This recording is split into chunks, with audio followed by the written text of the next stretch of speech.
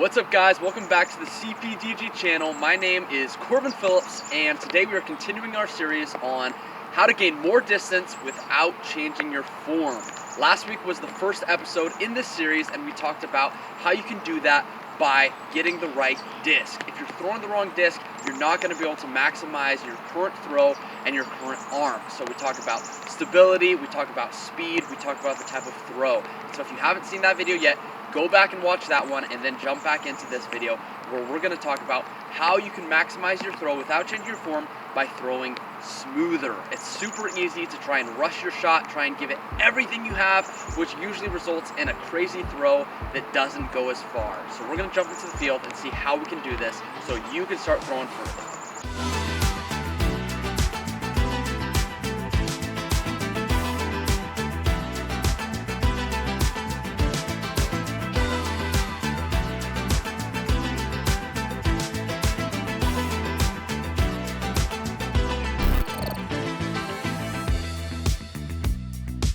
Alright guys, so what I'm doing to be able to throw smoother, to be able to get more distance, is I'm taking a stack of old discs that I used to throw that are just too flippy for me now, and I'm gonna throw them on like 50% power to just be able to throw smooth and be able to really dial in that motion of the form I already use, but it's not going to be as crazy because I'm not trying to go fast, I'm not trying to overpower it, and just throwing really smooth and really slow.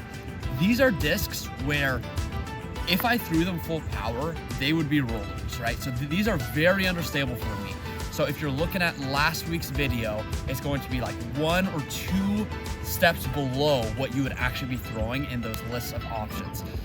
If you have discs that you used to throw that are too flippy now, those are great ones to use. If you don't have any discs like this, maybe you're just getting into disc golf, base plastic discs, lightweight discs, those are great options to be able to mimic the same process. So what I'm going to do is I'm going to throw these 50 to 60% power, show you the flights, show you how I'm able to get this really smooth distance.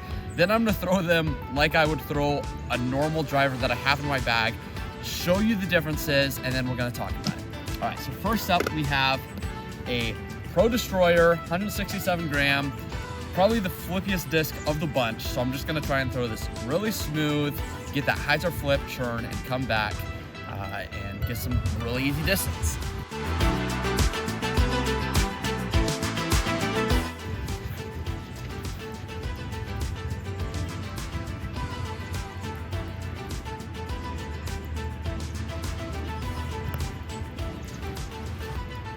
Gave that one a ton of height, just came back at the end, really not throwing hard at all, but just able to throw really smooth and eliminate any off-axis torque or weird motions, and more accuracy because I'm not trying to throw as hard and I can just really focus on what I'm doing.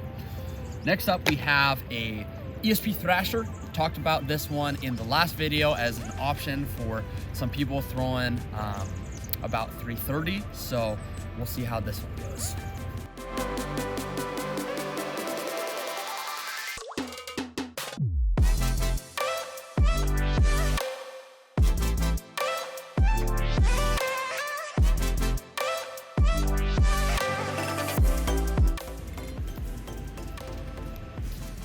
Kind of same thing, lots of churn, and so it's going right for most of the flight even after flipping up.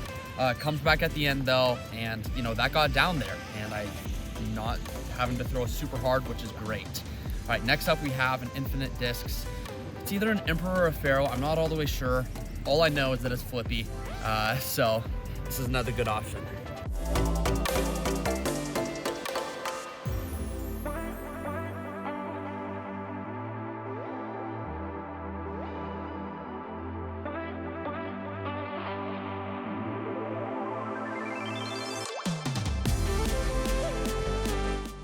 Next up, we got a D4 Max. It's a little bit beat in, so another flippy driver. See how it goes.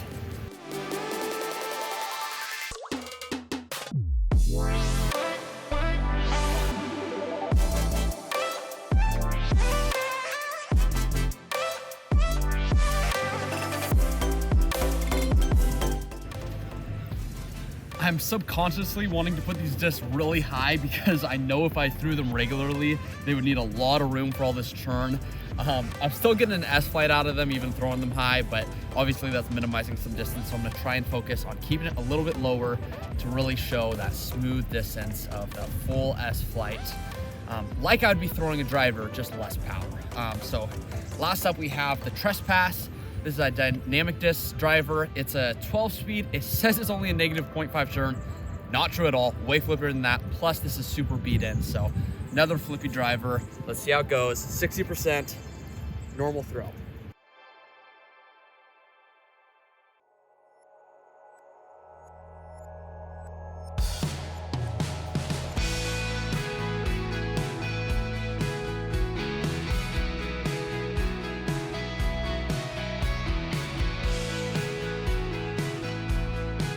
That one actually went pretty dang far.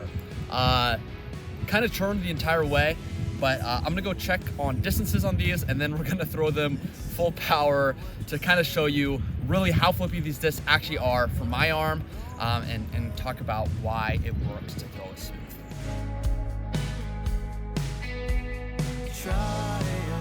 All right, so the numbers are in. Most of them were in the high 300s. The Infinite disc popped up to 412, and the Trespass was 435 feet, right?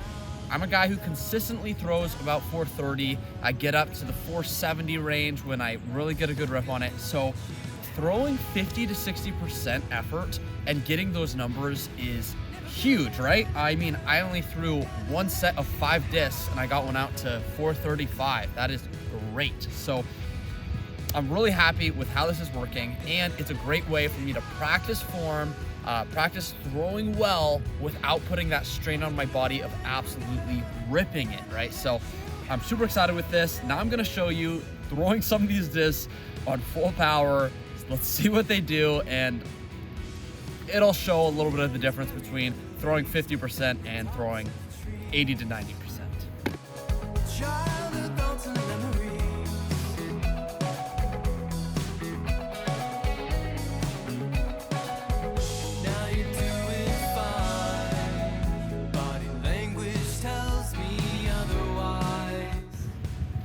Well, it went kind of far, but very, very right.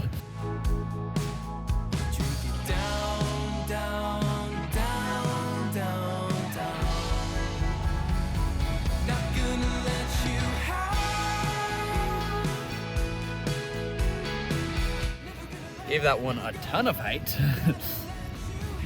Okay, least stable disc of the batch, Pro Destroyer, 167 gram. This is probably gonna be a roller.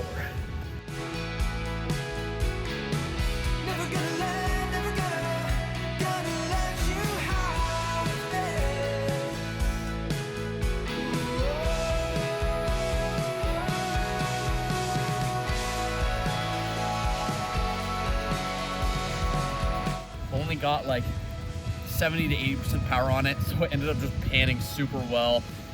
Probably like 450 or something like that, but not a golf shot at all. Not something I'm gonna bag just because it's super inconsistent.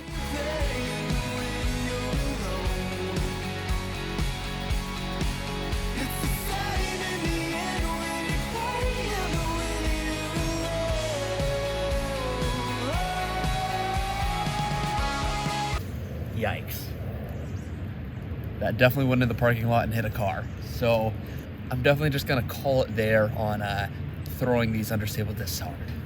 All right, guys, so in review, these discs are very understable. As you saw by my second set of throwing these at higher power, they're just turning the entire flight unless I put it way up in the air. And so, you know, I can't use these for my max reps, but when I throw them smooth, when I throw them at a much more controlled power, I can get these great lines out of them. I'm able to throw them far still, but without having to rip on it, without having to feel like I'm absolutely crushing these drives, which is a great way to be able to get smooth distance, whether you're in the woods and you really need to hit a line, or maybe you're just inconsistent because you try and throw too hard, or maybe there's an exact line you need to hit, and so you don't want to have to absolutely crank on your disc. This is a great option, having a much more understable disc that you can throw at 50 to 60% power and really get these great lines out of. I hope this video was helpful for you, and I hope this is good practice for you as you're trying to figure out how to gain more distance in your throws. Next week, we're gonna continue the series, so we will see you then. Until then, give this video a like, hit that subscribe button, and we'll see you in the next video.